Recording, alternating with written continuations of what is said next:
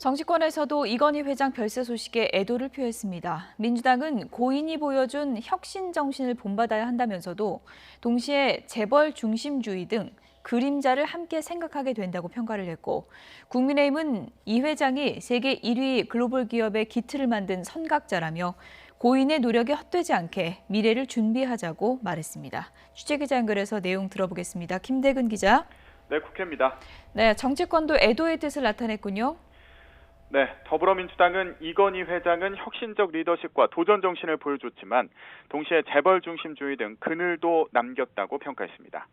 이낙연 대표는 SNS에서 고인은 신경영, 창조경영, 인재경영 등으로 고비마다 변화를 이끌었지만 동시에 재벌 중심주의 경제 구조를 강화하고 노조를 불인정하는 등 부정적 영향을 끼친 것도 사실이라며 이같이 말했습니다.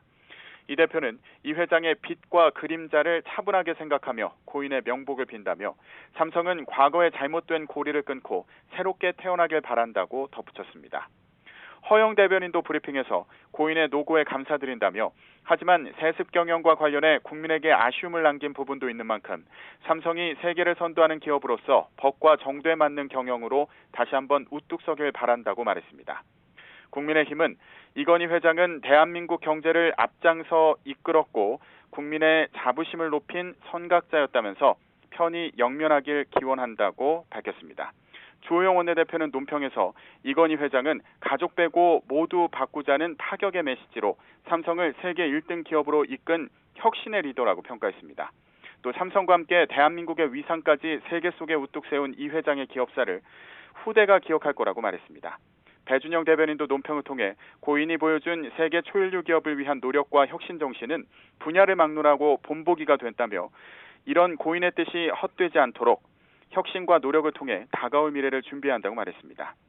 정의당도 이건희 회장의 별세 소식에 조의를 표했는데요.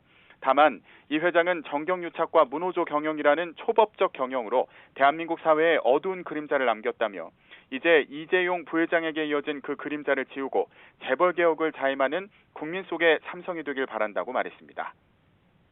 국민의당은 대한민국 경제계를 이끈 큰별이 진 것에 대해 애도의 말씀을 전한다며 우리 경제를 이끈 고인의 노력이 헛되지 않게 삼성이 앞으로 계속 전진하길 기대한다고 밝혔습니다.